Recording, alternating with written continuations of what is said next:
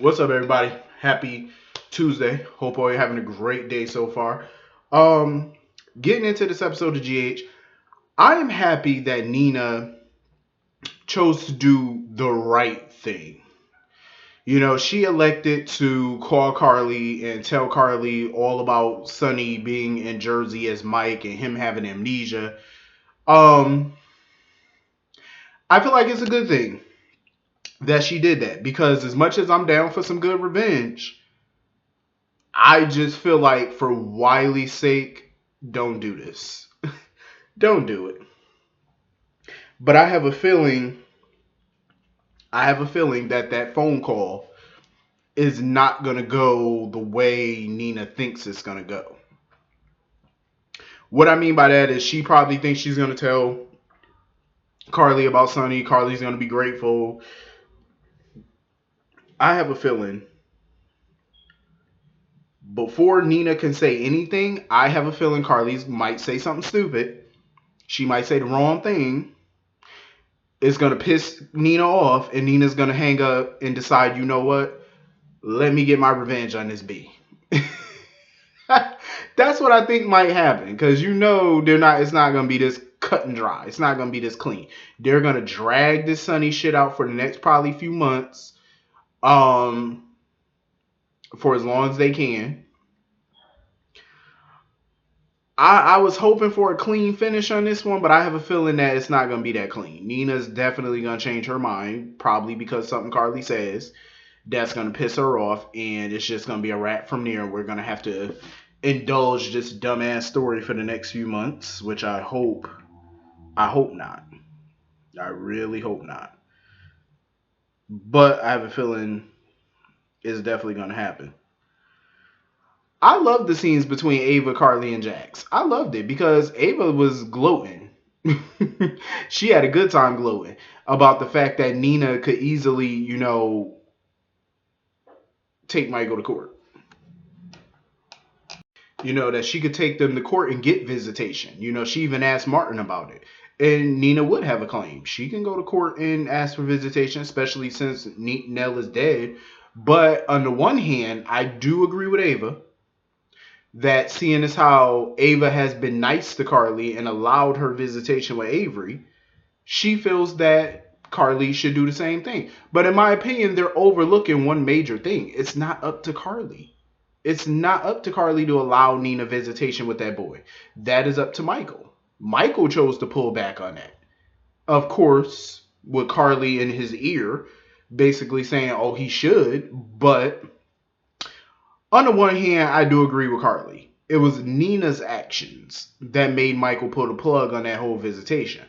It was her actions because Nina should have never told that boy that Willow was not his real mother. He is too young to know that right now. Some years down the line, I think he should know. But I also think the person or persons who should tell him that should be Michael and or Willow. I think the two of them collectively should do that. Nina had no right to do that. So Nina sunk her own ship when she did that. But I understand where Ava's coming from, but I also see Carly's point of view on this as well. Nina ruined that for her own damn self. Um, Jax, he's still like some little lovesick puppy trying to get Nina back. Talking about, oh, he made some phone calls and found out her passport wasn't used, so he knows she's still in the state somewhere. Um, I'm like Jax. Like I said, I really don't care if she go take Jax back. I mean, that's on Nina. But if she does what I think she gonna do, I don't know if Jax is really gonna want to be with her because Carly is gonna be all up in his ear, telling him hell no. So who knows? So anyway, moving on from that, Brooklyn has a plan to neutralize Valentine, I guess, or to get him in line. It's so funny how Ned didn't want her to use his first grandchild as a bargaining chip. But I'm like, just yesterday he got mad at Michael because Michael refused to use Wiley as a bargaining chip. He refused. And Ned got mad about it because he was like, oh, we could have got ELQ back and yada, yada, yada. Yeah, but he's not going to use his child like that. That's a real parent. They're not going to use their kid. You know what I'm saying? Find another way to get ELQ back. There's probably 100 different ways you can get that company back. You just haven't utilized all your ways. But Ned had a change of heart and basically told Brooklyn, don't do that. Don't use that child as a bargaining chip, because that's what Quartermains have done for years. They've stooped very low to get what they want, including using their children and grandchildren. That's what they've done, and he wants to break that cycle. Um, but she has another plan. And Valentine is still trying to figure out how to be in his child's life. So he wanted Martin to basically cozy up to her and try to get her to be cooperative, so to speak. And Martin was like, yeah, no, I'm not gonna do that. He was like, why don't you just do this? Martin was like, why don't you just be a good guy and step up to the plate, and everything should be fine. I said, yeah. I was looking like, yeah, that's a way to go. But we all know Brooklyn and the Quartermains are not having that. They don't care how good Valentine tries to put up a front. I mean, I just think they should go for joint custody. I just really do, because having any type of battle with each other, it is not good for that child in the long run, because it's gonna be pointless. Like, y'all are setting that kid up for failure if y'all do this. Like, don't do it. Come on now. I mean, the man, he might be despicable at times, but he is a damn good father. I will give him that. I definitely will give Valentine that. He's definitely a good dad, so I don't see why. Um, so basically, he went to the Quartermain mansion and he offered, Brooklyn his help, and he was like, I'm trying to be there for you during this pregnancy. Do you want to be in this kid's life? Offering an olive branch and stuff like that. And Brooklyn, she walked him out and basically told Michael and Ned that her plan is currently working. So I'm guessing, she wants Valentine to let down his guard, so to speak. You know what I'm saying? Like, play nice with him. I don't know what the end game is for her. Like, what is she up to? Like, what are you trying to do? Like, you're trying to get him to trust you and think that you're gonna coexist with him to do what exactly? To set him up for something? Like, what is she up to? Like, what is going on in that brain of her? She's definitely Tracy Quartermain's granddaughter, because this is a Tracy move. Tracy will plot and scheme her ass off, whether it blows up in her face or not.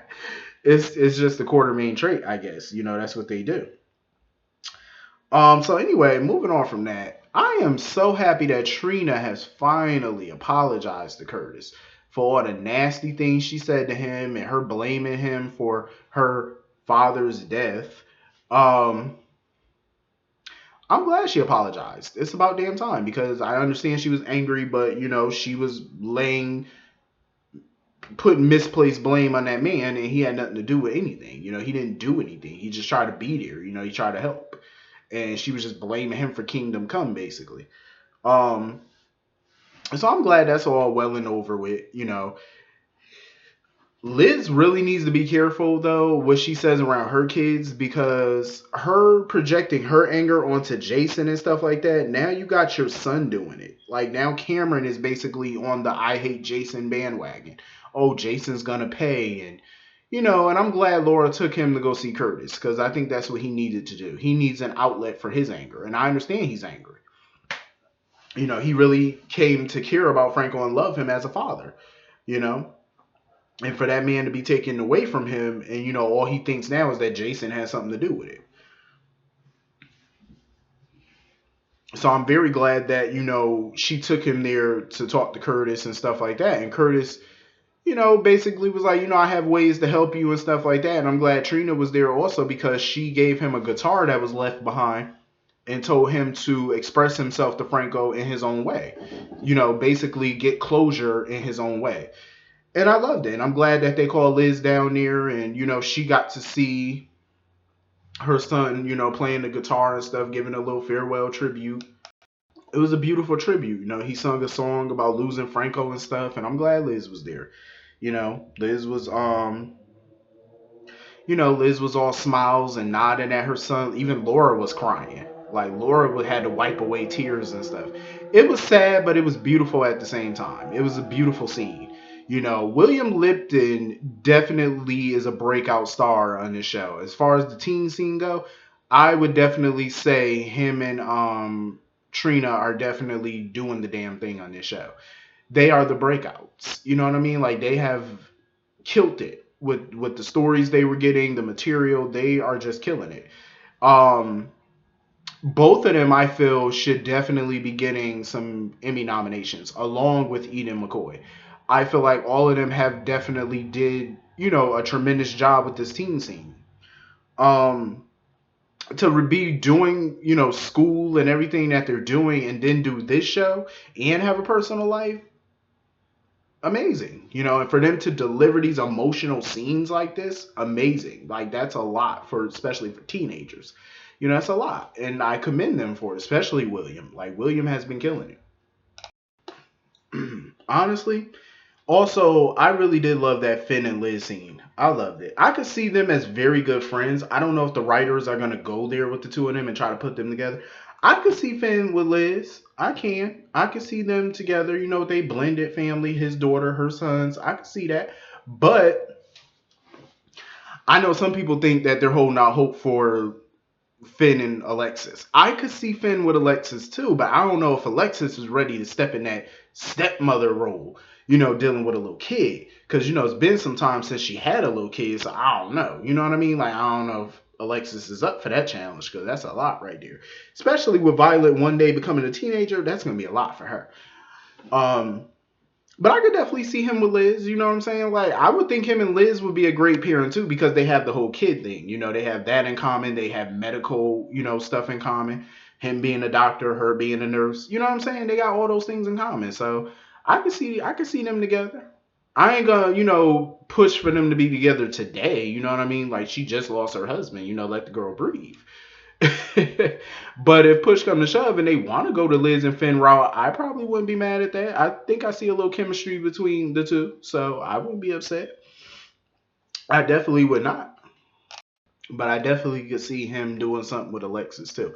I don't know. I mean, it could be either or for me, and I more than likely I wouldn't mind it. You know what I mean? But overall, this was a pretty decent episode today. I enjoyed it.